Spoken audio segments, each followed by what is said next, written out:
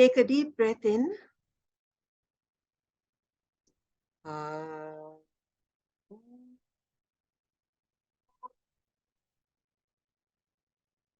Sahana bhavatu, sahanau bhunatu, sahaviryam karvavahai, tejasvinavadhitamastu, ma vidvishavahai.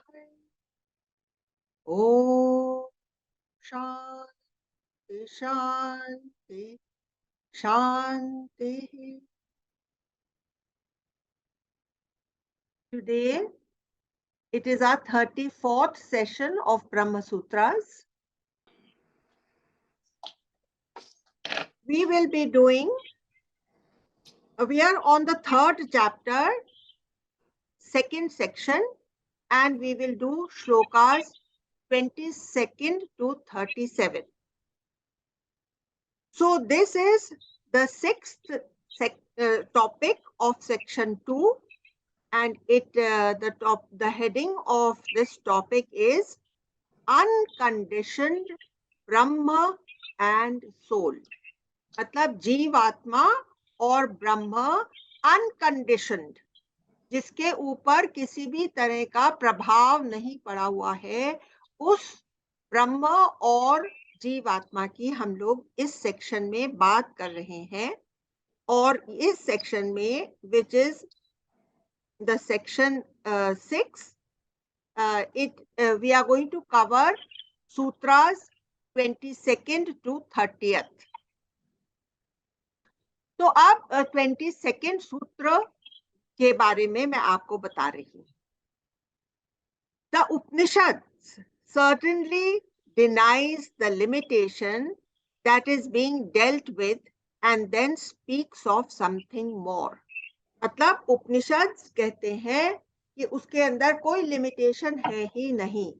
ब्रह्म में कोई limitation, कोई limit, कोई उसकी एज, जैसा कि आप लोगों ने सबने अपनी वेदांतिक मेडिटेशंस में फील करा है कि उसका ओर है न छोर है, विस्तृत व्यापक फैला ही फैला है. तो उपनिषद तो इस बात को पूरी तरह से डिनाई करते हैं.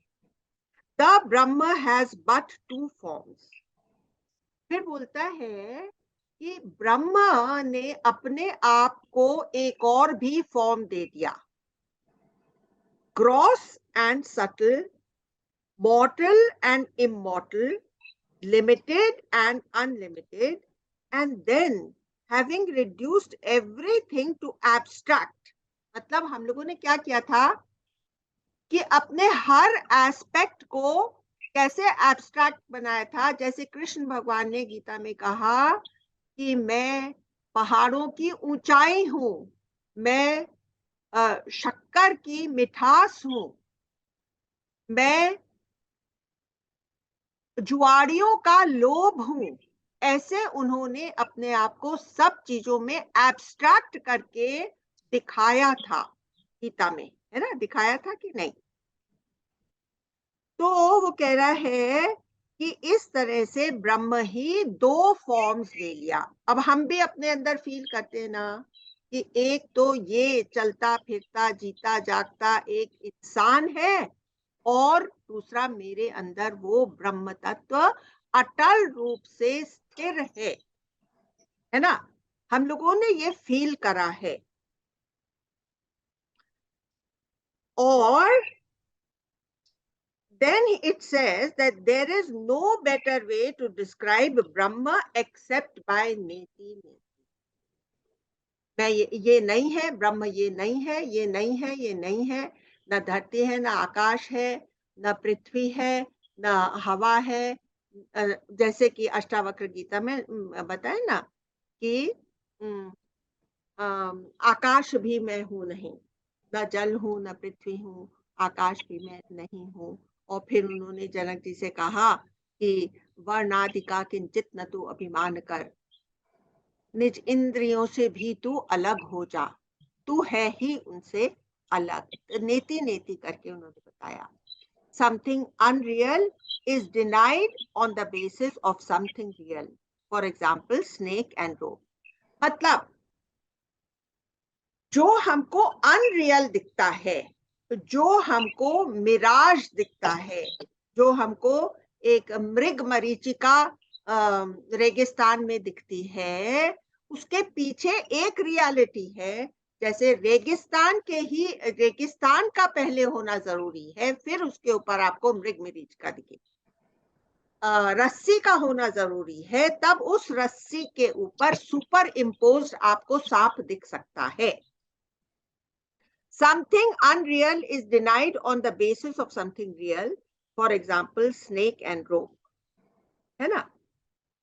अब बोल रहा है the self is to be realized as existing or existence. जो मेरा अस्तित्व है, जो मेरे अंदर है पना है, इजनेस है, वो ब्रह्म की ही इजनेस मुझे अपने अंदर महसूस होती है. तो पहले ये क्या है?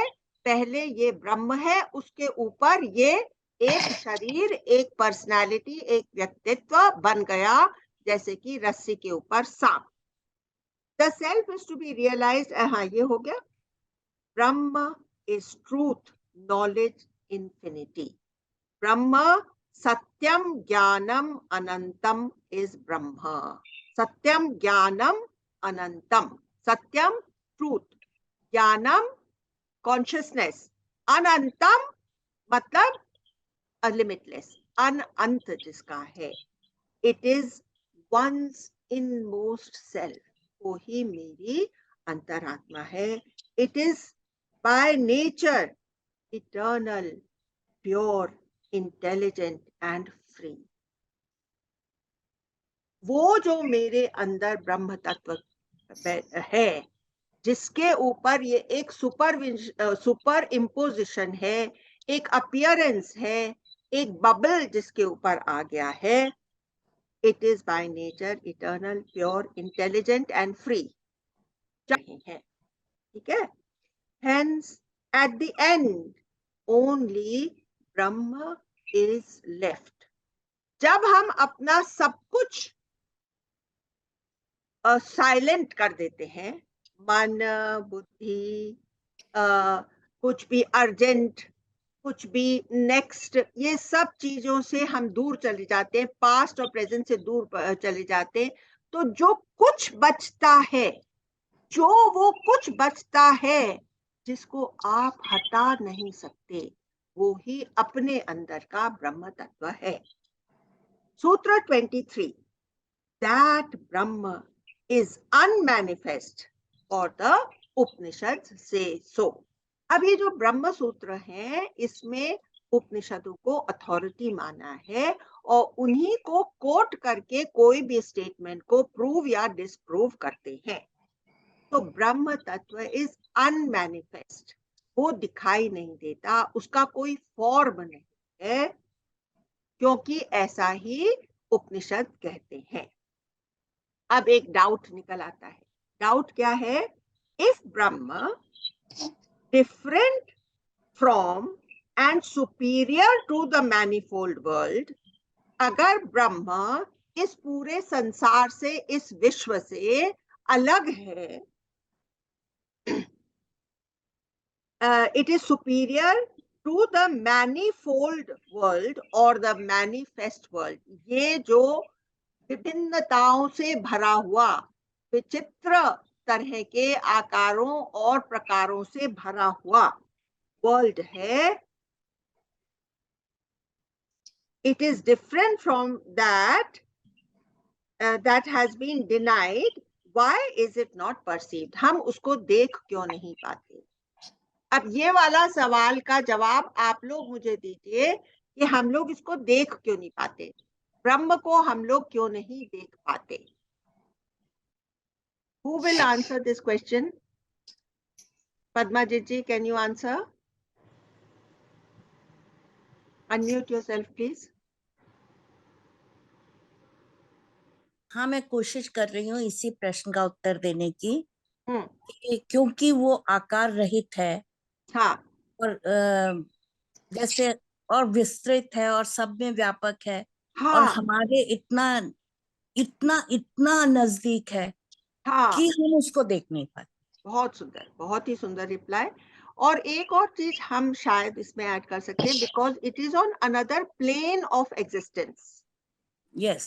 है ना, ये तो 3 डायमेंशनल वर्ल्ड है, but that Brahma Tattva is of another dimension. Therefore, it is not visible to us. और तभी भी देखिए अपने ही मन की इंट्यूटिव अंडरस्टैंडिंग में वो हमको एकदम इतना ज्यादा महसूस होने लगता है कि अपना ये शरीर उसके आगे छिलका भी नहीं रहता। ये एकदम जैसे कि फिनिश, डिसॉल्व, विलीन, लय उसी के अंदर हो जाता है ना। अब यहाँ देखिए इन्होंने क्या कहा, because it is not manifest, जो पद्माजी जी ने कहा, because it is super sensuous, इंद्रियों से परे का विषय है। सुपर सेंशुअस, इंद्रियों को ट्रांसेंड करके जो हम इसको महसूस कर सकते हैं, ये सुपर सेंशुअस है। It is witness of all, सबका साक्षी स्वरूप है। Not comprehended through the eyes or any of the senses, not attained through austerity or karma. Austerity या तप और कर्मा, ये कौन से प्लेन ऑफ एग्जिस्टेंस पर होते हैं? On the practical plane, on the terrestrial plane, on the phenomenal plane. ये सब चंदा जी, ये इस धरती के जो जो ये प्लेन है, प्रैक्टिकल प्लेन, इसके लिए अलग अलग नाम अभी मैंने आपको गिनाए, जैसे फेनोमिनल, लिख लीजिए, फेनोमिनल, टेरेस्ट्रियल, ठीक है। तो कर्म और तप, ये दोनों भी इसके लिए कोई कारगर नहीं सिद्ध हुए। केवल ज्ञान, केवल ज्ञान से ही ये हमारी समझ में आ जाता है। He is said to be undetermined, unthinkable, immutable. ना तो उसको आप डिटर्मिन कर सकते हैं, जैसे कि कोई ऑब्जेक्ट है, जैसे कि समझ लीजिए ये चश्मे का केस है, ये अलग ऑब्जेक्ट है, इसलिए ये डिटर्मिन्ड है, इसका ये आकार और प्रकार है। लेकिन ब्रह्म का जब कोई आकार और प्रकार ही नहीं है, जब उसको कोई मूरत में या सूरत में आप बांध ही नहीं सकते, जो कि अपने विचारों के भी अति परे है, किसका हम विचार करेंगे बताइए आप? वो जो गैलेक्सीज तक में फैला हुआ है, ये अपनी मिल्की वे तक ही नहीं, जो इतने बड़े ब्रह्मांड की गैलेक्सीज हैं, वहां तक हमारा दिमाग सोच ही नहीं सकता। जो इंटरसेल्युलर डस्ट में समाया हुआ है, जो सारे पंच महाभूतों का आधार है, उसका हम चिंतन कैसे कर सकते हैं, उसका हम विचार कैसे कर सकते हैं? इसलिए वो अविचारणीय है, इम्यूटेबल, उसको खंड खंड किया ही नहीं जा सकता। ये सब बातें हम लोग इसके एंड में जो मेडिटेशन करेंगे, उसमें आप लोग अपने भीतर ही इसको अनुभव कर लेंगे। तो ये एक बहुत बड़ा वेदांतिक मेडिटेशन का चमत्कार है कि जो ब्रह्म ऐसा लगता है कि हमारे और उसके बीच में इतनी दूरी है, उसको हम यहाँ का यहाँ और अभी का अभी महसूस करेंगे। इस बात की आप गारंटी रखिए। 24 नंबर का सूत्र है, more over Brahma is realised इन समाधि।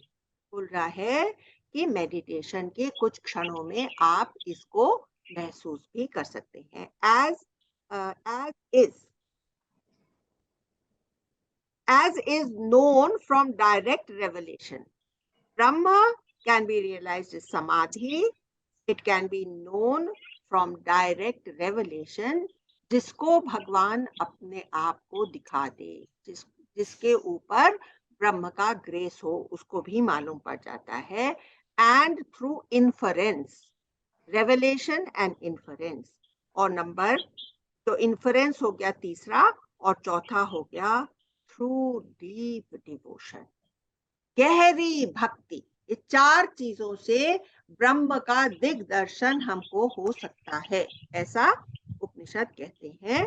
तो क्या क्या चार चीजें हैं? एक है समाधि, दूसरा है it can be known through direct revelation, जिसको वो जता दे, जिसको वो दिखा दे। तीसरा है थ्रू इन्फरेंस, और चौथा है थ्रू डीप डिवोशन। इन्फरेंस कैसे? इन्फ्रेंस ऐसे कि देखिए, हम अपनी आंख तो देख नहीं सकते, आंख सब चीज देख सकती है, लेकिन हम अपनी आंख को कभी देख नहीं सकते। फिर भी हमको मालूम है कि हमारे पास आंख है। तो क्या इन्फ्रेंस है? क्योंकि हम देख सकते हैं इसलिए हमारे पास आंख होगी, ये हुआ इन्फ्रेंस। क्योंकि हम जान सक रहे हैं, अभी हम यहाँ पर बैठे हुए ये समझ पा रहे हैं, ये ब्रह्म विद्या जो कि इतना ऊंचा ज्ञान है, इसको हम समझ पा रहे हैं। तो इसका मतलब कि मेरे अंदर वो कॉन्शियसनेस है, वो अंडरस्टैंडिंग है, वो नोअर है जो कि इसको जान पा सकता है। मेरे ही भीतर वो विराजमान है।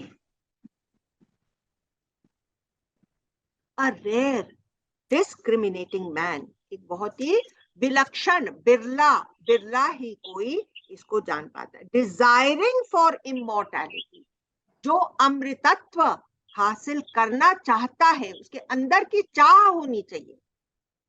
ये मुमुक्षु का जो असली एक ट्रेट है कि उसके अंदर ये बर्निंग डिजायर होना चाहिए।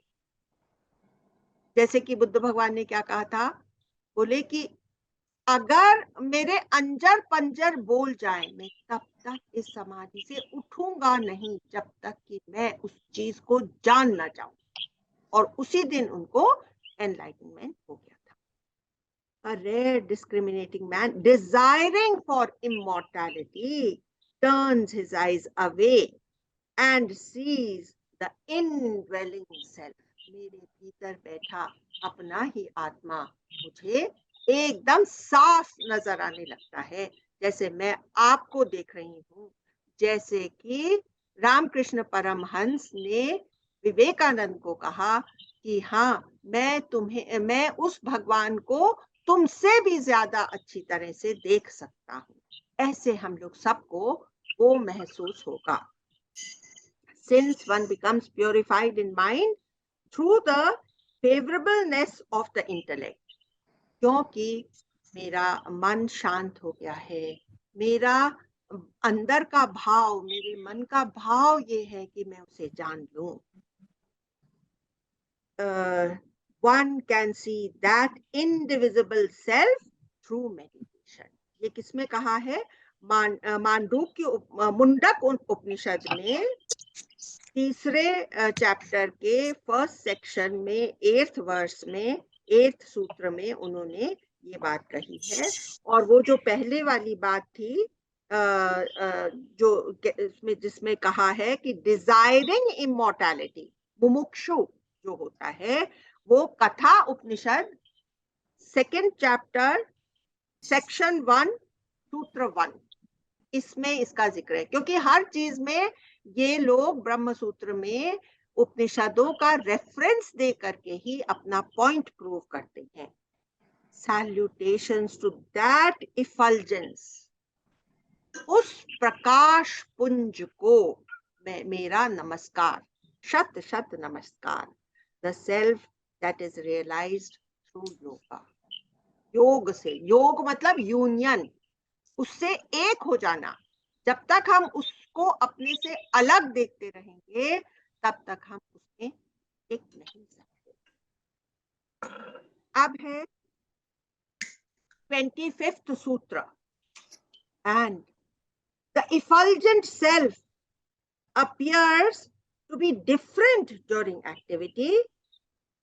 मतलब जब वो शांत स्वरूप बैठा होता है तो वो अलग ही रूप लेकर के दिखता है, और जब वो एक्टिविटी में होता है जैसे कृष्ण भगवान या तो अपना दिव्य स्वरूप दिखा रहे हैं, विराट रूप, और या तो फिर अर्जुन के सारथी बने हुए। तो फर्क है, लेकिन है उसी के दोनों रूप। जैसे कि लाइट, जैसे लाइट जो है, रोशनी, कभी तो बीम बन करके आती है, कभी सूरज की किरणें बन करके आती है, कभी अलग अलग आकार ले लेती है, लेकिन वो intrinsically, in its essence, it is the same electricity. जैसे कि प्रोजेक्टर के थ्रू जब वो स्क्रीन के ऊपर हजारों तरह की पिक्चर्स दिखाती है, वो ही ट्रेजेडी दिखाती है, कॉमेडी दिखाती है, लेकिन है वो इंट्रिंसिकली लाइट ही। ठीक है? They do not give up there natural unity. It is the one self alone that thou art। तो हमको इस मायरिएट क्रिएशन के भीतर उस एक परमानेंट अनचेंजेबल ब्रह्म का भी दर्शन करना है, उसके साथ यूनाइटेड रहना है। जैसे कि आज तो मेरे घर वाले मेरे ऊपर बहुत प्रसन्न हैं और अच्छी अच्छी बातें बोल रहे हैं, लेकिन घर वालों का कोई भरोसा है क्या? कल को वो ही लोग मुझसे नाराज हो जाएंगे। तो उन सब चेंजेबल चेहरों के बीच मुझे उस परमानेंट सेल्फ को, कॉन्शियसनेस को पकड़ना है कि उसके पर्दे पर ये लोग अलग अलग रूप दिखा रहे हैं। समझे कि नहीं? जैसे कि चंदा जी और सोनी जी और सरोज जी के को समझाने के लिए ये तीन आज हमारे सत्संग में पहली बार आए हैं, तो इनके लिए मैं इनकी भाषा में बोल देती हूँ। जैसे कि जो पत्थर मारने वाला भी वो ही शिवा है और मरहम लगाने वाला भी वो ही शिव तत्व है, ऐसे करके वो देखना है। ठीक है? तो ये 25वां सूत्र हो गया। अब 26वां सूत्र है, hence the individual gets unity with the infinite। जब उसका नजरिया ऐसा हो जाता है, तब वो पूरी तरह से उस ब्रह्म तत्व से यूनाइट हो जाता है। It gets unity with the infinite being, which is but Brahman, when he is absorbed in Brahma। जब हमारी दृष्टि में केवल ब्रह्म समा जाता है। सवेरे से उठ करके अगर आप लोगों ने शुरू कर दिया है भोर भई वाला वो जो गीत है उसको सुनना शुरू कर दिया है, तब बाय एंड लार्ज आपका दिमाग उस ठंडक में ही स्थित रहेगा। फिर कुछ भी ऊपर नीचे होगा, जैसे आज सेवाधारी है, वो ऐसे बोल रहा है, कल वैसे बोल रहा है, उन सब रूपों में जब आपको ब्रह्म दिखेगा, तब आपके जगत के प्रॉब्लम्स भी जल्दी से उनका समाधान होता नजर आएगा। ठीक है? अब हम 27वां सूत्र लेते हैं। But since both different and non-different are mentioned, the relationship between the supreme self and the individual is as between snake and its coil। जैसे एक रस्सी उमेठा डाल करके रखी हुई है और उसके ऊपर जब रोशनी पूरी नहीं पड़ रही, आधी डार्कनेस और आधी रोशनी होती है, थोड़ा अज्ञान रहता है, इग्नोरेंस रहती है, उसका पर्दा पड़ा रहता है, तब हमको दिखाई देने लगता है, अरे अरे ये तो यहाँ सांप रखा हुआ है। फिर हम सांप देख करके कैसे कैसे रिएक्ट करते हैं, है ना? Thus the individual reaches the self-effulgent Purusha that is higher than the higher Maya। अभी देखिए ये एक बहुत ही सटल चीज बताई है उन्होंने कि जो बहुत ही सटल माया है। जैसे देखिए, अभी ये हमारा ये है मोबाइल है। तो ये जो मोबाइल आपके अभी तो आपके हाथ में है, लेकिन ये जो इतने फंक्शंस कर सकता है, ये उस हायर माया, उस कॉन्शियसनेस की ब्रिम को टैप करा है साइंटिस्ट ने। जो है, यहाँ पर बैठे आप अमेरिका वालों की आवाज सुन सकते हैं। यहां से आप ईमेल भेजते हैं तो वहां पर अपीयर हो जाती है। ये हायर माया से ये आपका मोबाइल, आप हर समय उस हायर माया के कांटेक्ट में हैं। लेकिन देखिए, आप इसको भी टेक फॉर ग्रांटेड कर लेते हैं। क्या आपने कभी एक सेकंड भी सोचा है कि इतनी महान एक इन्वेंशन आपके हाथ में है? नहीं, you just take it for granted. इसी तरह से वो ब्रह्म तत्व जो मेरे अंदर में मौजूद है, उसको भी मैं continuously I just take it for granted, देख करके भी अनदेखा कर देती हूँ। नहीं तो हम में से कोई भी अपने आप को कम नहीं मानता। चित्त में न क्षुद्रता रही। अष्टावक्र कहता है कि ये विश्व तुझसे व्याप्त है, तुझ में समाया है यही। और ये जान करके तेरे चित्त में क्षुद्रता, छोटापन रह कैसे सकता है, ये वो कह रहा है।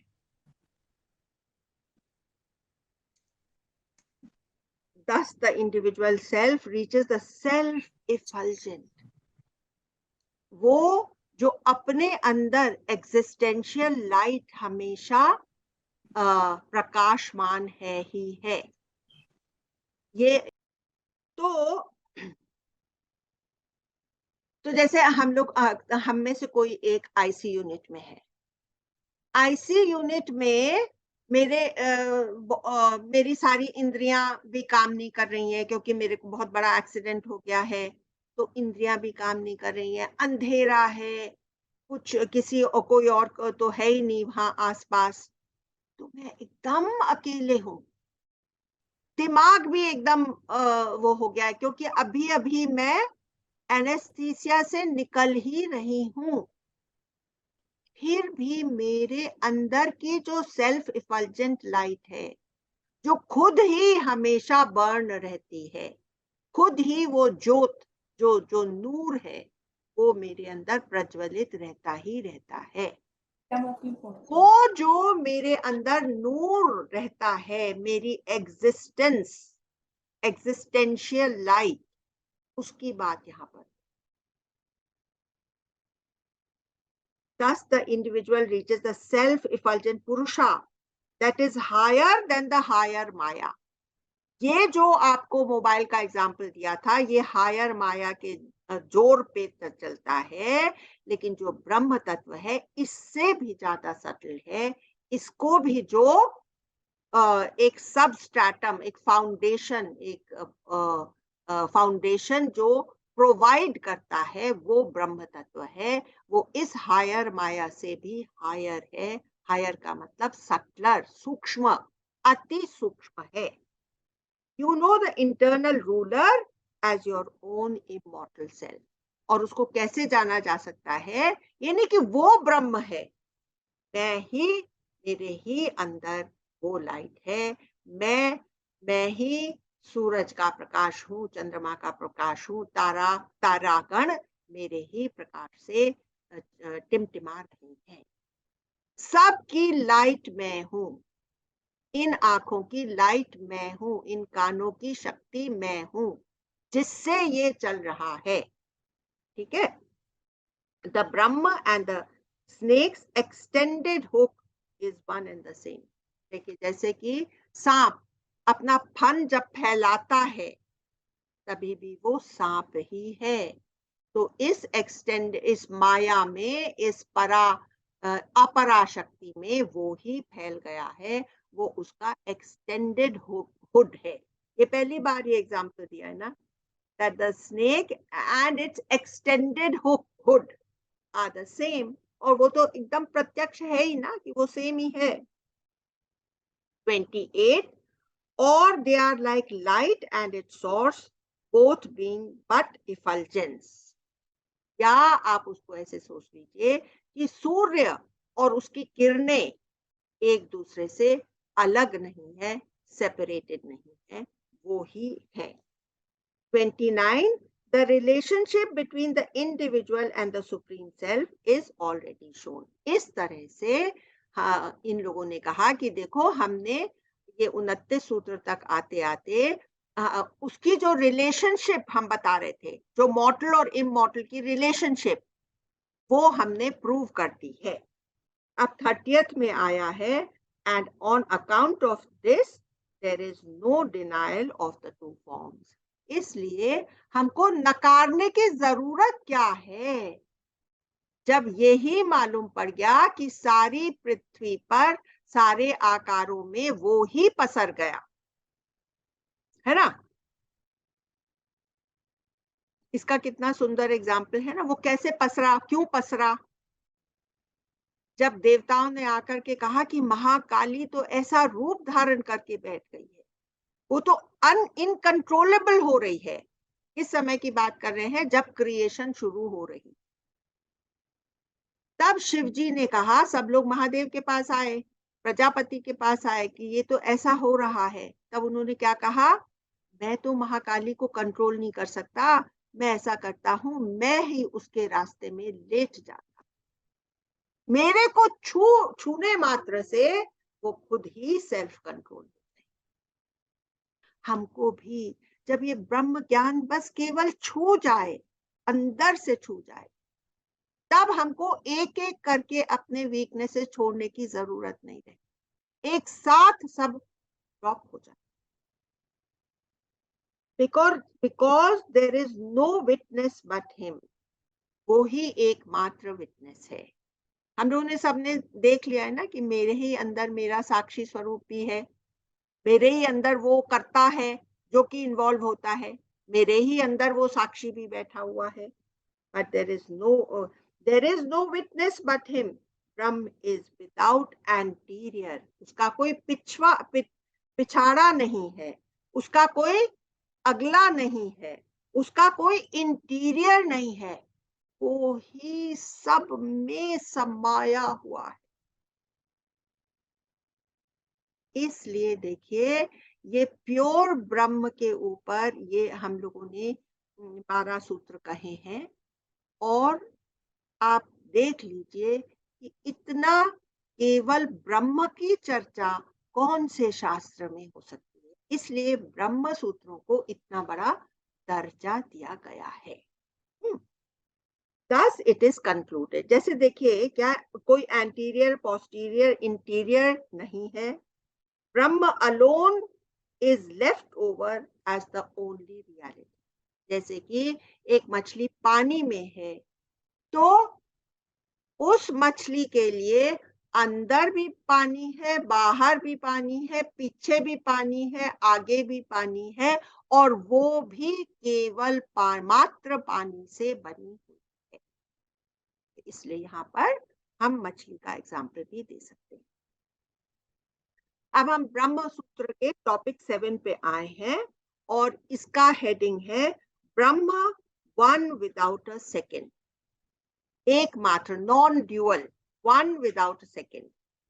उसमें दो की संरचना नहीं है, मात्र एक है.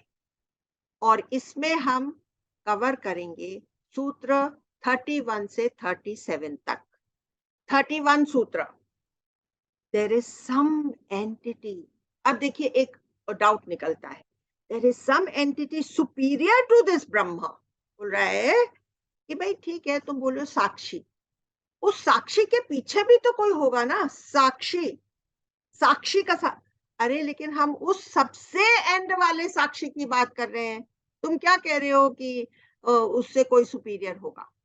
इस तरह से ये लोग जब डाउट्स ऋषि मुनियों के मन में क्रिएट हो जाते थे, तो वो थ्रैश आउट करने के लिए जो वार्तालाप होता था वो ब्रह्म सूत्र है. तो we'll have to move on. हाँ, नाउ मैं ये कह रही थी, अगर साक्षी है तो फिर साक्षी का वो दर्शन, साक्षी हुआ दृष्टा, दृष्टा दर्शन और दृश्य हो गया। नहीं, तो साक्षी इज नॉट दृष्टा।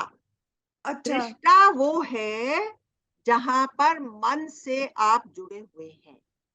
अच्छा साक्षी वो है जहां मन से आप अटैच्ड नहीं है, इम्पार्शियल वे में मन को भी देख रहे हैं।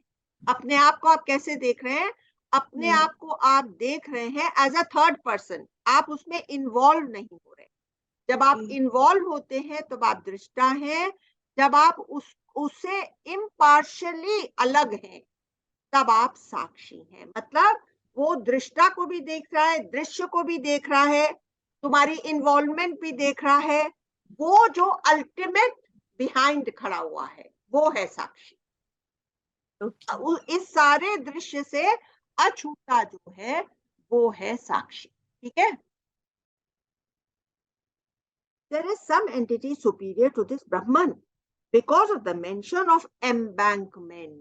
उसके अंदर एक ना एक उपनिषद में ब्रह्म को कहा है it is like an embankment. Embankment का मतलब कि जैसे एक रिवर को क्रॉस करने के लिए आपने एक रास्ता बना दिया, उसको रोक करके, पानी को रोक करके एक उसके ऊपर मट्टी का रास्ता बना दिया, तो वो एम्बैंकमेंट हो गया। तो क्योंकि उसमें जिक्र आता है एक उपनिषद में कि ये एम्बैंकमेंट है, तो इसलिए ब्रह्म को एम्बैंकमेंट बोला है, इसका मतलब ब्रह्म से सुपीरियर कुछ है। तो बोलता है because of the reference in the Upanishad of embankment, magnitude, connection and difference. बोले ये सब बातें ब्रह्म के बारे में लिखी हुई है फलाने उपनिषद में। अब बोल रहे अब the self is an embankment, a sustainer. ये छांदोग्य उपनिषद के 8वें चैप्टर में 4th सेक्शन में फर्स्ट श्लोक में कहता है like a barrage of earth to check the flow of water. मैंने जो आपको समझाया कि एक रिवर के अंदर एक रास्ता बनाने के लिए आप एक मट्टी का एम्बैंकमेंट बना देते हैं, इट्स लाइक एक बांध बना दिया आपने। Just as in life, somebody crosses a stream over the embankment to reach solid ground, which is different from the embankment. इसलिए ब्रह्म से कुछ अलग और कुछ सुपीरियर होना चाहिए। फिर उसमें लिखा है इट कैन बी मेजर्ड। तो छांदोग्य उपनिषद के 3रे चैप्टर के 18वें सेक्शन में 2nd सूत्र में कहा है कि ब्रह्म हैज 4 feet। उसमें लिख दिया है ब्रह्म 4 feet का है। छांदोग्य उपनिषद के 4th में 5वें सेक्शन में लिखा है ब्रह्म हैज 8 hooves। उसके खुर हैं, 8 खुर हैं, ऐसा भी लिख दिया है छांदोग्य में। Brahman has been measured, so there is something other than Brahman.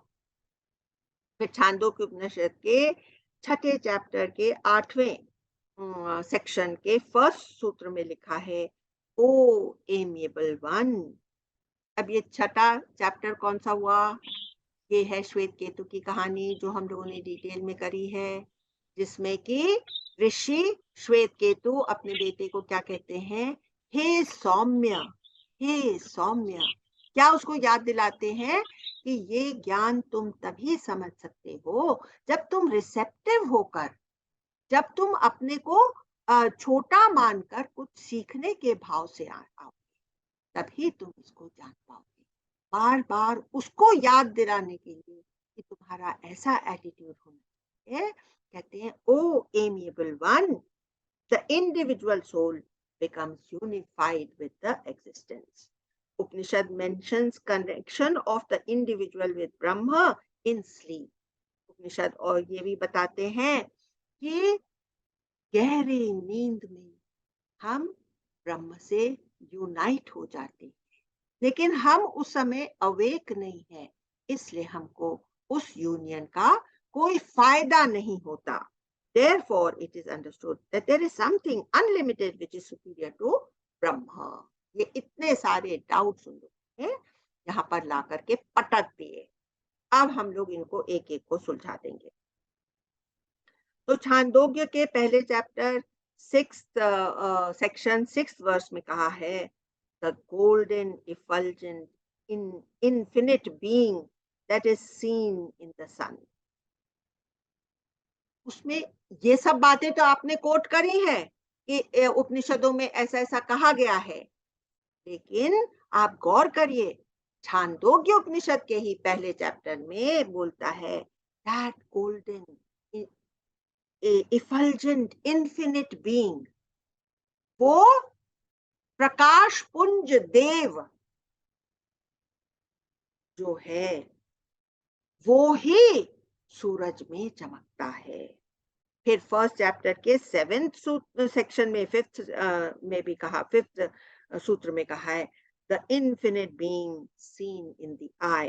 फिर छांदोग्य उपनिषद के फर्स्ट चैप्टर के 4th सेक्शन के 8वें सूत्र में कहा है he rules over the worlds that are above the sun and he rules over the worlds that are below the earth. तो आप ये सब बातें क्यों नहीं सुन रहे? आप ये सब बातें क्यों नहीं सुन रहे छांदोग्य उपनिषद की? आप ये डाउट्स की भरी हुई बातें क्यों यहाँ लेकर के आए हैं? और अगर लेकर के आए भी हैं तो हम इन डाउट्स को छिन्न भिन्न कर देते हैं आपको वो चीजें याद दिला करके। और वेदांतिन क्या कहता है कंक्लूजन में कि reference to the embankment that there is some entity superior to the Brahma, उसके बारे में क्या कहता है 32 सूत्र में, but the self is referred to as embankment on account of similarity। ब्रह्म को हम समझ सकते हैं ब्रह्म के ही ज्ञान के द्वारा, ब्रह्म के ही ग्रेस के द्वारा, ब्रह्म ही हमको अपने आप को जताना चाहता है, तब हम ब्रह्म को समझ। तो उसमें एम्बैंकमेंट, ब्रह्म ही वो एम्बैंकमेंट बनता है जिसके ऊपर चल करके हम इस संसार सरिता के पार हो सकते। इसलिए उन्होंने एम्बैंकमेंट शब्द का इस्तेमाल किया, क्योंकि ब्रह्म ही वो ब्रिज बनता है, ब्रह्म ज्ञान ही वो ब्रिज बनता है जीव आत्मा और ब्रह्म को यूनाइट करने। ठीक है? Nothing whatsoever can exist separately from Brahma. There is no proof of the existence of another. कहीं पर आप प्रूफ दिखाइए ना, कहां पर ये लिखा हुआ है कि ब्रह्म के अलावा कुछ हो सकता है? ओ एमिएबल वन, ओ एमिएबल वन कौन से वाले चैप्टर में से आ गया? छांदोग्य उपनिषद के 6ठे चैप्टर श्वेत केतु की कहानी। जब भी ओ एमिएबल वन आपको रेफरेंस मिलेगा वो वही 6ठे चैप्टर की बात कर रहा है। O amiable one, before creation all this was but Brahman. अब ऋग्वेद की याद दिला करके वो बोल रहा है कि जब कुछ भी नहीं बना था तब एकमात्र ब्रह्म ही था, जब क्रिएशन शुरू भी नहीं। Text simply says self is an embankment. It does not say there is something superior or outside of Brahma. ये सब तो तुमने अपने आप से जोड़ लिया। शास्त्रों में तो खाली उसको एक एग्जाम्पल दिया है कि ब्रह्म एक तरह का एम्बैंकमेंट बन सकता है।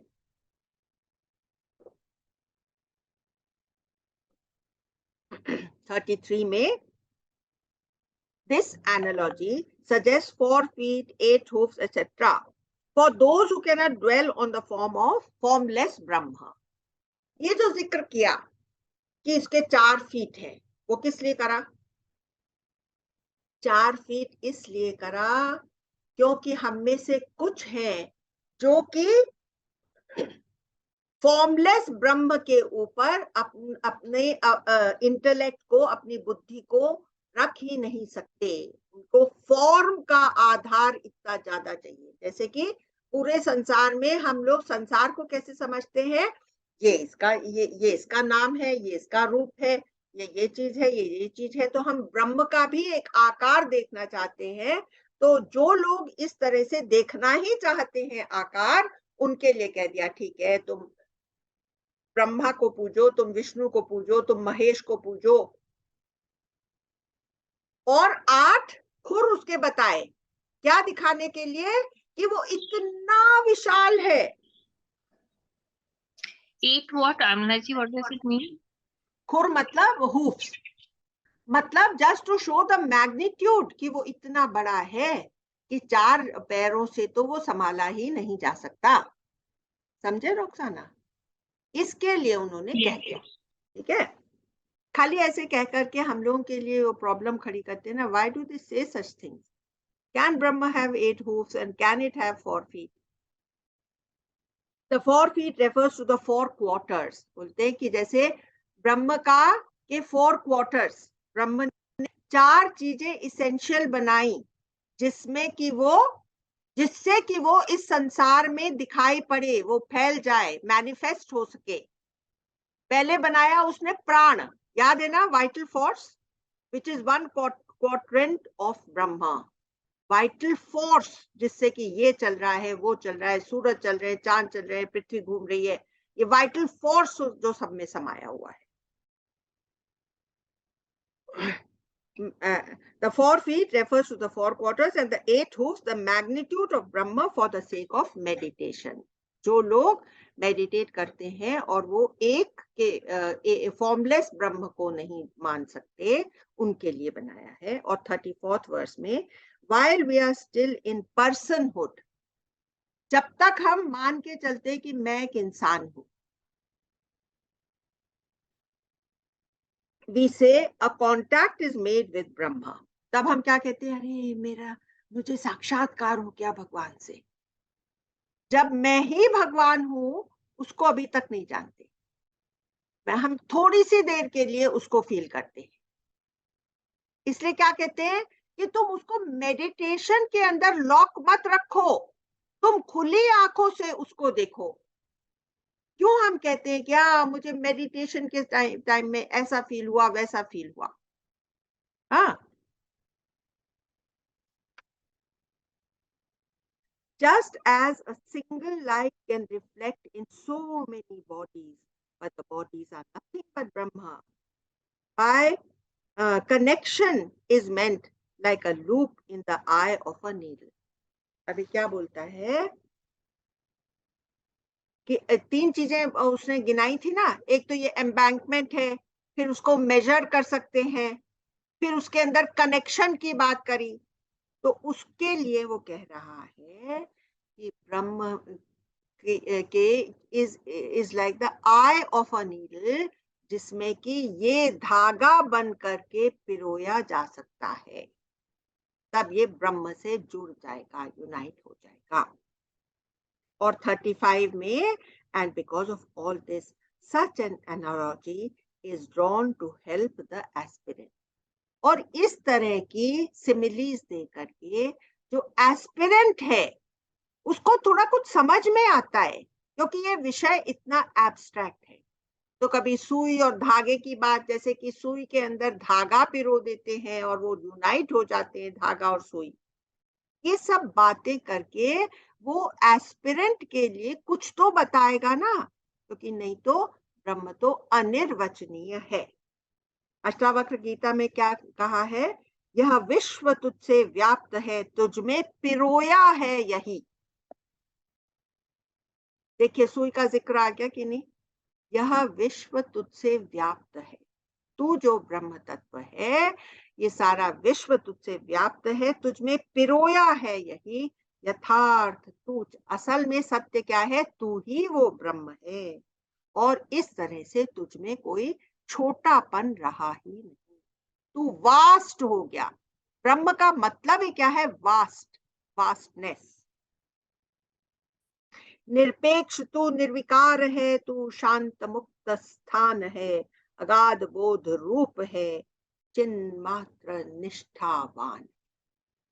बस तुझे ये समझ में आ जाए कि ब्रह्म ही यहाँ पर विराजमान है, बस तेरा बेड़ा पार है। इससे ज्यादा तुझे न तप करना है, न जप करना है, न कर्म करना है। इस समझ से तू उसी का रूप अंदर से हो जाता है। 36 में है, similarly from the denial of everything else it follows that there is nothing but Brahma. नेति नेति करके। अष्टावक्र कहता है, आकाश घट के बाह्य है, आकाश घट भीतर बसा, सब विश्व में है पूर्ण ब्रह्म, बाह्य भीतर एक सा। आकाश घट के बाह्य है। एक घड़े के बाहर क्या है? आकाश है। घड़े के अंदर क्या है? वो ही आकाश है जो आपस में मिला हुआ है। सब विश्व में है पूर्ण ब्रह्म, बाह्य भीतर एक सा। कौन सा बाहर और कौन सा भीतर? 37. Hereby is established the omnipresence of the self, as is known on the strength of Upanishadic words like extension and in other sources like smritis and logic. बोलता है कि इस तरह से ये उपनिषदों के शब्दों के माध्यम से एकदम भली भांति प्रूव हो गया कि मात्र ब्रह्म ही यहाँ पर छाया पड़ा है। और स्मृतिज और न्याय, लॉजिक मतलब Nyaya shastra, smriti, Gita is a smriti, Vedas are shrutis, Gita is smriti, और न्याय शास्त्र वो भी यही बात दूसरे शब्दों में दोहराते हैं। और गीता के दूसरे अध्याय के 24वें श्लोक मतलब श्रुति, उसमें क्या लिखा है? दिस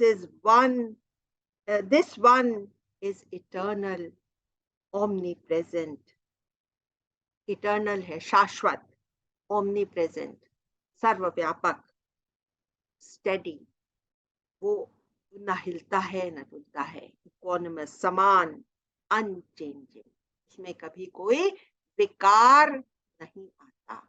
ये कृष्ण भगवान के गीता के शब्द है। ठीक है,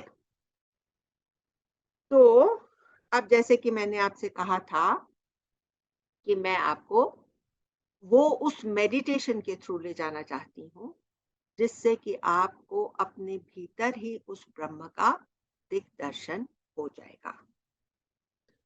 तो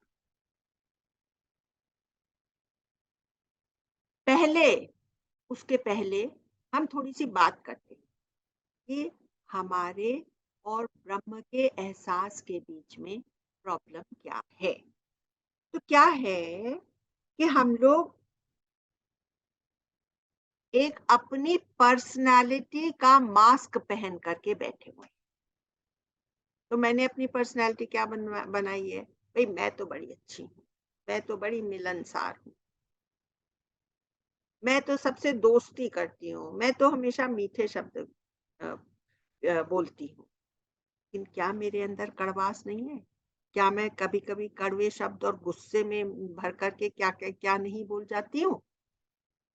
तो ऐसे हमने नकाब पहन रखी और उसके इतने हम वशीभूत हो जाते हैं कि हम बस उसी कंडीशनिंग में चलते रहते हैं।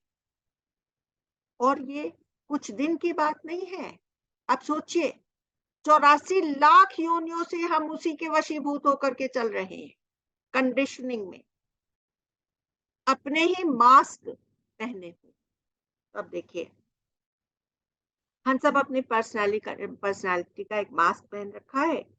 हम संसार को दिखाते हैं कि हम कितने अच्छे हैं, हम तो खुश रहते हैं, हम बड़े स्पिरिचुअल हैं, पर इसके दूसरी तरफ हमारे ही अंदर एक नेगेटिव पर्सन भी होता है ना। पर इन दोनों छोरों को छोड़ करके हमारे ही अंदर एक नोअर है, विटनेस है, जो दोनों को एक साथ देख सकता है। क्या आपने उस अपने ही भीतर वाले विटनेस को कभी जाना है?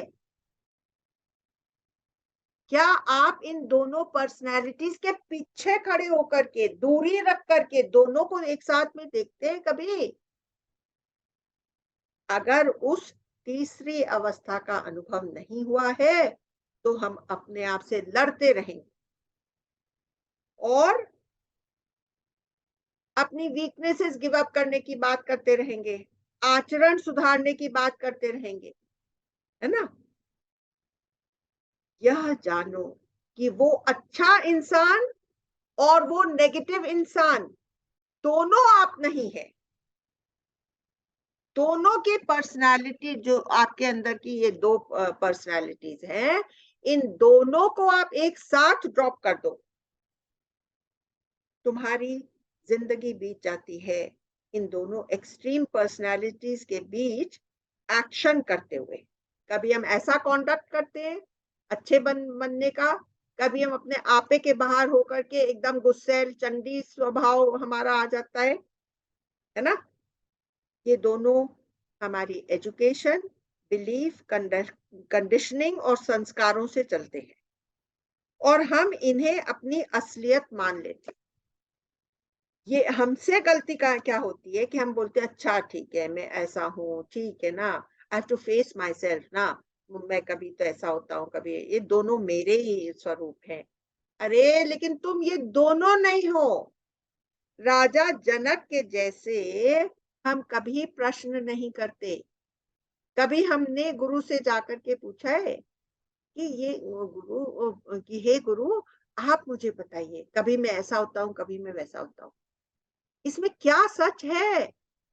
क्योंकि एक दोनों के इतना ऑपोजिट होते हैं, तो सच्चा वाला कौन सा है? तो अष्टावक्र ने क्या जवाब दिया था? ना ये सच, ना वो सच, हे राजन तू सच, तू उन दोनों को जानने वाला जो है वो सच है। ना ये सच, ना वो सच, पर तू सच। जो असल में तुम्हारी सच्चाई है वह तुम्हारी सांसों से ज्यादा तुम्हारे नजदीक है, पर तुम सत्संग में जाते हो इससे परिचित होने। जो मेरी सांसों से भी ज्यादा नजदीक है, उसको पहचानने के लिए मुझे बाहर क्यों जाना पड़ता है? सत्संग में जो हमें गुरुदेव बताते हैं, तो हम स्वयं को समझने की कोशिश में लग जाते हैं, पर हम पाते हैं कि हमारी पर्सनालिटी हम पर छाई रहती है, हमको पकड़े हुए है, हम उसे छोड़ने की कोशिश करते रहते हैं। यह कोशिश हम कैसे करते हैं? मन से करते हैं। मन जो सबसे बड़ा इम्पोस्टर है, उससे हम सारी कोशिश करते हैं, उसके पार नहीं जा रहे, उसमें उलझे रहते हैं। हमको मन के पार जाना है।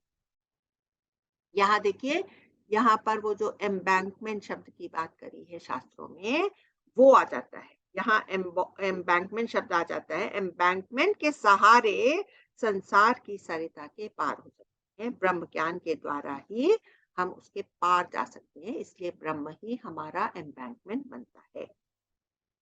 ब्रह्म क्या है? जो तुम्हारे अंदर इनर मोस्ट कोर में बैठा हुआ है, जो तुम्हारी दोनों पर्सनालिटीज को जानता है, तुम्हारी कोशिशों को भी देखता है।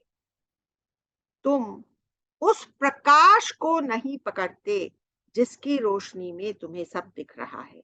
तुम अपनी प्रॉब्लम्स को, शॉर्ट कमिंग्स को, वीकनेसेस को एक एक करके छोड़ना चाहते हो। देखिए, जब हम कोई भी चीज देखते हैं, तो उस समय दो चीजें हमारी पकड़ में आनी चाहिए। एक तो वो चीज जो हमको दृष्टि से दिख रही है, जैसे समझिए कि मुझे ये ग्लास दिख रहा है, तो एक तो ये ग्लास हमको जो दिख रहा है, एक जो हमारे अंदर का चैतन्य हमको इस ग्लास को दिखा रहा है, उस चैतन्य को हम टेक फॉर ग्रांटेड कर लेते हैं। उस चैतन्य के ऊपर हमारी कभी नजर नहीं।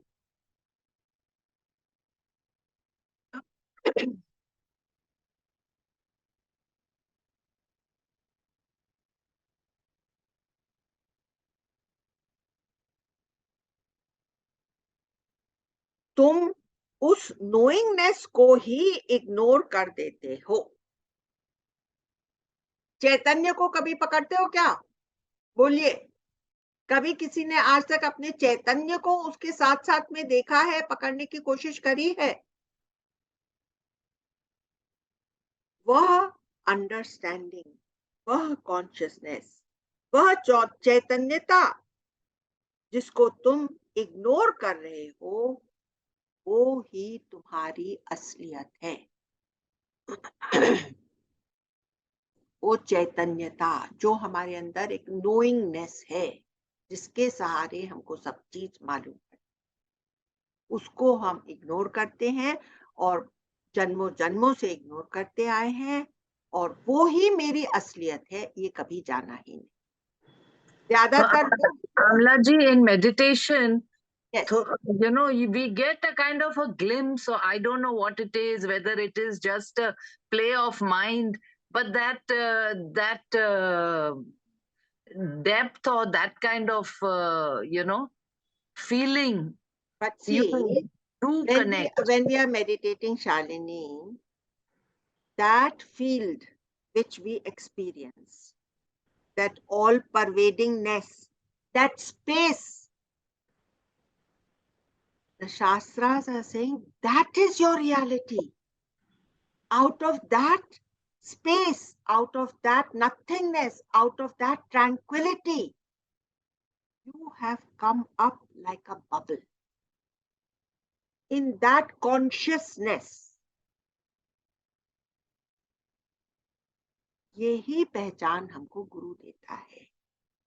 नहीं तो अपनी छोटी बुद्धि से हम इसी में उलझे रहते, क्या वो ही है, क्या उसी के बारे में बात कर रहे हैं?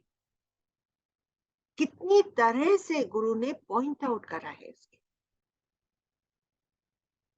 ज्यादातर लोग इस पॉइंटिंग को मिस कर देते हैं। जो इसे जान जाता है, वह अपनी पर्सनालिटी ट्रेट से छुटकारा पा जाता है, ट्रांसेंड कर लेता है, अपनी ही पर्सनालिटी को ट्रांसेंड कर देता है। क्योंकि देखिए कितनी बार हमको मैं कितनी बदल गई हूँ, पहले तो मैं ऐसे नहीं बिहेव करती थी, अगर ऐसी सिचुएशन आ जाती तो मेरे तो ये बिहेवियर पैटर्न्स होते थे, अभी क्या हुआ है? Somewhere we have dropped that personality. We are no more affected by it. You understand? In fact, तुम्हारी प्रॉब्लम तुम्हारी गलत अंडरस्टैंडिंग में है। तुम अपने को क्या मानते हो, उसमें है तुम्हारी सारी प्रॉब्लम। In fact, जगत की सारी प्रॉब्लम्स पर्सन से कनेक्टेड है, पर्सन की प्रॉब्लम्स है। जब तक हम अपने आप को पर्सन समझते आएंगे, तब तक हमारे सामने प्रॉब्लम्स पर प्रॉब्लम्स आती ही रहेंगी, and we will not know how to deal. Now Shalini wants to know how to stay in the presence all the time. Don't you want to know, Shalini? Yes, she is lifting up her thumb, raising her thumb. Now, first what you have to do, give yourself the permission to feel that or be in the presence of that which is arising from inside. पहले हमको अपने को ही permission देनी है। You understand? हमारा मन हमको permission देने नहीं देता। जैसे आपने कहा है वो ही है क्या? नहीं, वो नहीं हो सकता। ये कौन कह रहा है? ये मन आपके साथ चाल चल रहा। समझे कि नहीं आप? हम अब देखिए, अब आप लोग शांत स्वरूप होकर के बैठ जाइए, चाहे आप अपनी आंखें खोल करके रखें, चाहे बंद करिए। अब हम थोड़ा सा एक एक्सपीरियंशियल इस पूरे वार्तालाप को एक्सपीरियंस देने की कोशिश कर रहे हैं। ठीक है? हम उसकी उपस्थिति में हमेशा हैं।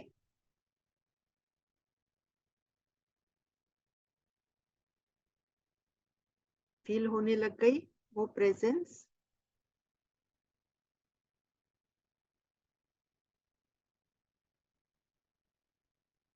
वो अनलिमिटेड फील्ड? अब उसका एहसास सघन हो रहा है. It is becoming more intense, that feeling of what is all pervading around me. That I am beginning to feel more strongly. सघन हो रहा है वह अनुभव.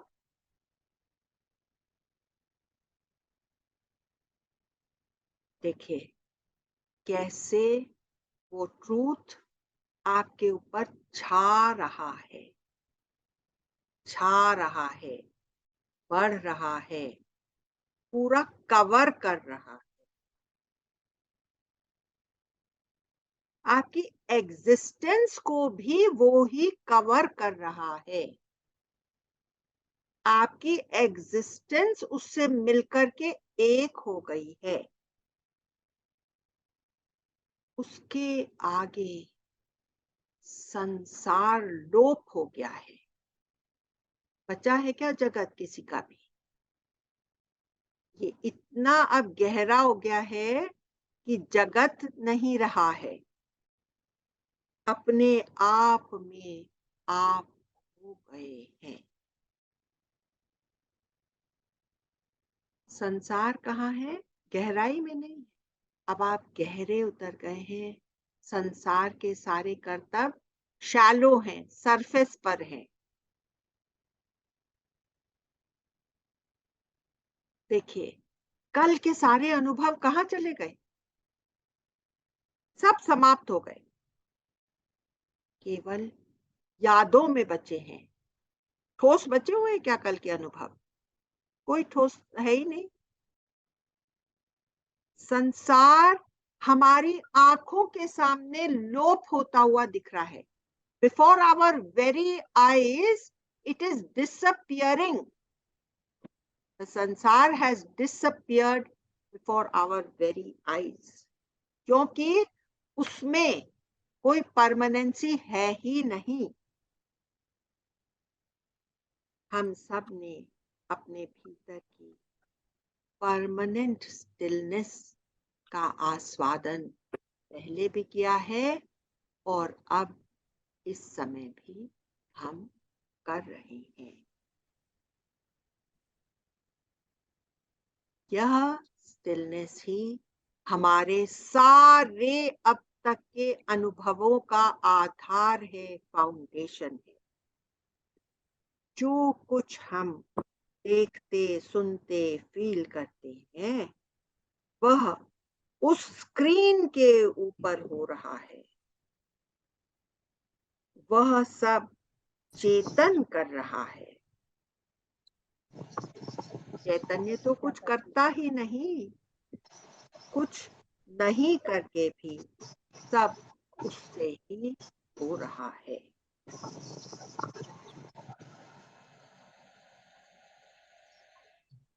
उस चैतन्य को जानकर क्या अंदर और क्या बाहर, उसका विस्तृत व्यापकपना तुम्हारा स्वरूप है.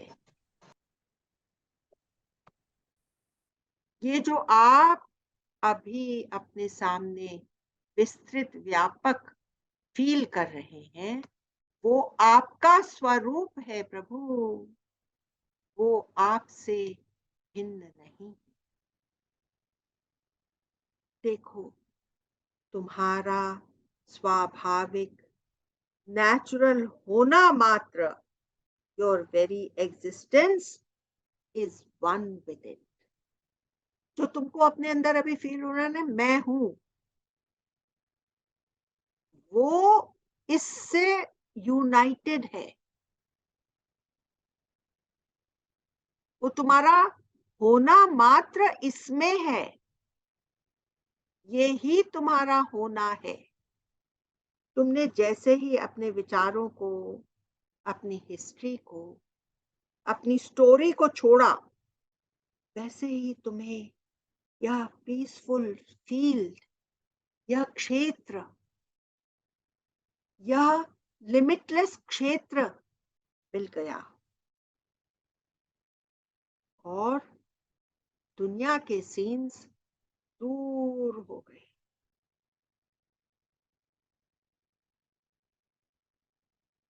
अब तुम यहाँ हो।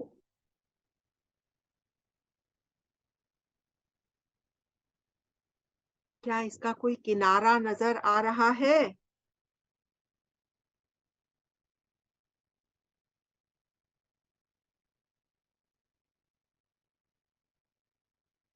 क्या यह फील्ड अभी पैदा हुई है? पद्मा जी, will you answer these questions which I will put to you? क्या यह फील्ड अभी पैदा हुई है? Answer please. Unmute yourself.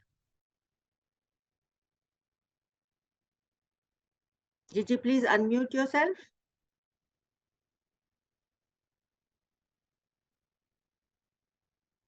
नहीं, अभी पैदा नहीं हुई, ये तो सदा से है। हाँ या ना में उत्तर दो। अच्छा, अगर तुम यहाँ से उठ करके चले जाओगे तो क्या ये समाप्त हो जाएगी?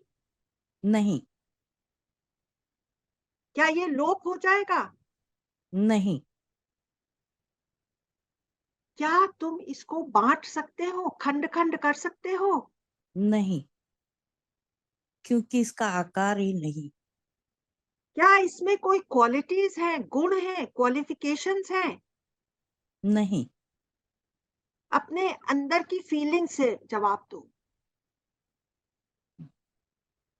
क्या इसमें कोई क्रिया है? नहीं। क्या इसकी कोई अलग एंटिटी है? नहीं।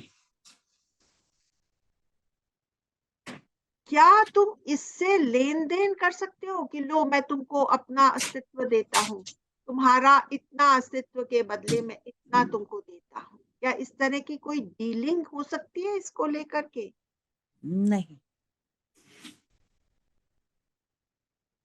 क्या यह तुमको जज कर रहा है?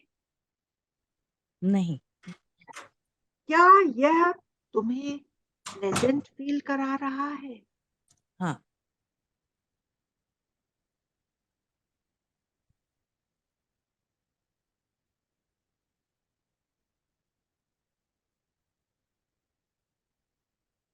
विचारों से परे तुम्हारी यह फील्ड क्या तुम्हें सुखी कर रही है, रिलैक्स्ड कर रही है? हाँ। यह तुम्हारा सोर्स है, इसलिए तुम सुख स्वरूप हो। हर चीज दुनिया की तुम्हें आनंदित कर सकती है क्योंकि तुम्हारे पैर इसमें जमे हुए। सारे सुख जो तुम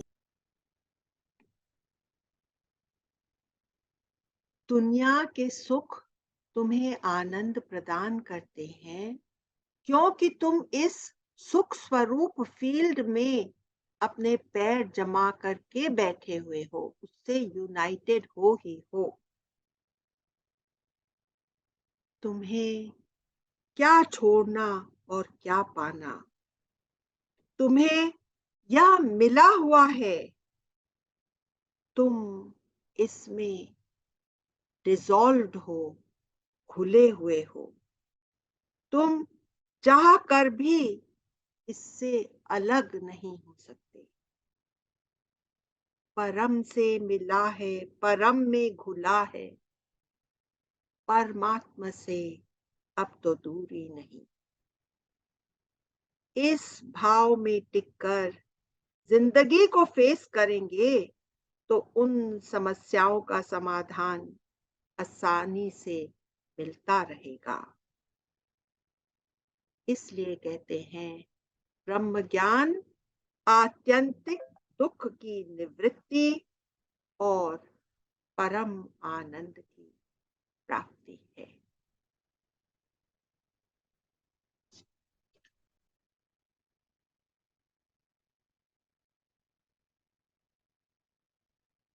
अब इस अनुभव से गुजर करके आप अपनी आंखें खोल लीजिए अगर आपने बंद करी हुई हैं, और जो कुछ भी जो लोग भी कुछ शेयरिंग करेंगे तो इस सत्संग, इस सेशन को भी पवित्र करेंगे और अपने आप भी 2 कदम आध्यात्म की ओर बढ़ जाएंगे। इसलिए शेयरिंग बहुत ही ज्यादा जरूरी है। कौन बोलना चाहेगा? कौन बोलना चाहेगा प्रभु? किसको क्या आज गहराई से अनुभव हुआ? किसके लिए कौन सा अनुभव नया था और आत्मसात करने जैसा था? Yes रॉक्साना। Amla, it is not a new one. With your meditations, I again felt that nothingness. I mean, there was just nothing. Yes, That's what I felt. Yeah, isness. the isness. Yes. That nothingness is not really nothing, but it is filled with the possibility, and you have recognized it as your own isness. So each time you have gone a little more towards it, it has become little more real for you. It is deep, actually, very, very deep. It's going Yes. deep all night. Yes. And once when ये तुम्हारी नस-नस में समा जाएगा, then it will never leave you throughout the day. ठीक है? Who else would like to say? Unmute करिए अपने आप को. Yes, Shalini. Amla ji, you know, when you experience that, you realize it's always been there. Yes. We have joined now, and we come out of it. In the sense, you know, it's always there, but It's always there. disconnect. और जब भी कुछ जिंदगी में ऊपर up down हो रहा है, it is there Yes. for you to dip into it और संभालो yourself. हृदय की धड़कन को शांत करने के लिए तुम्हारे पास हमेशा भगवान बाहें पसार करके तुमको गोद में लेकर के खड़े हैं. Imagine that. ये गुरु का हाथ है जो हमेशा तुमको संभाले. हाँ, चंदा जी. The witness in us. I like that part when we have to witness ourselves from Yes. inside. From inside. So- Very beautiful, Meena. Yeah. So then, three different, the good you, the bad you, the Yeah. one who is doing the effort, Yeah. and then there is behind these three also there is the witness. effort. तो अमला जी, effort इसके के भी आगे परे, हाँ। effort को भी वो देख रहा है, तुम्हारे अच्छे स्वरूप को देख रहा है, बुरे स्वरूप को देख रहा है. And there is always a dual personality to us. There is There's a always, devil as well as a God. yes, but और you are आपने इसके neither. आगे ही बोला कि आप दोनों भी नहीं हो. हाँ, दोनों भी नहीं है मनीषा. वो ज्यादा हुआ नहीं, तो दोनों तो पता चल रहा है अभी कि मैं स्पिरिचुअली क्या प्रोग्रेस कर रही है भी, और कभी जो इंसान है वो भी अपने आप आता है कुछ जो भी हाँ.